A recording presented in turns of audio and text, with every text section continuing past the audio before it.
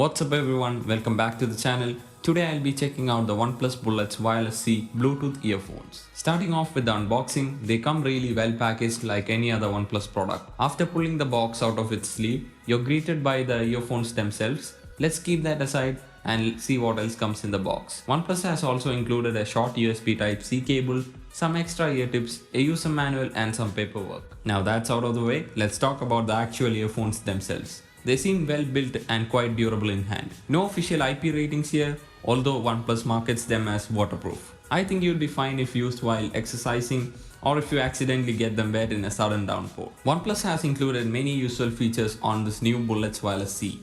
For starters, you get 20 hours of battery life, and if you own a warp charger by OnePlus, you can get 10 hours of playtime with only 10 minutes of charging. I don't own a warp charger, but in my test with an 18-watt charger, I was able to fully charge them in just under half an hour, which is still pretty good. In my usage at about 50% volume, I was able to go through a whole week without needing a charge. The new Bullets Wireless also pack Bluetooth 5.0, which is the reason for the excellent battery life. OnePlus claim a range of about 10 meters, but to be honest, I've seen better range in other earphones in the same price point. Another important feature they've added is multi-device connectivity. You can stay connected to two separate devices at once and switch between them with the press of a button on the actual neckband itself. Speaking of which, the pairing process on the Bullets Wireless Z is quite easy. Just switch on the Bluetooth on your device and separate the magnetic earbuds, which causes them to engage pairing mode. Once you found them on your device, just click and you're good to go. Attaching the earbuds back together also causes them to turn off, which is a nice touch. The volume and track controls are also accounted for on the Bullets Wireless Z.